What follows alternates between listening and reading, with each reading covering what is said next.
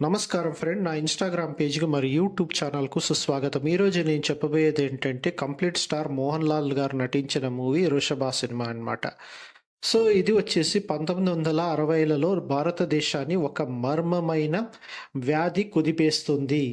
పశువులపై విపరీతంగా ప్రభావం చూపిన ఈ వ్యాధి పోషకాహార లోపాన్ని పెంచింది. శాస్త్రవేత్తలు పరిష్కారాన్ని వెతికినా ఫలితం లేకుండా పోయింది.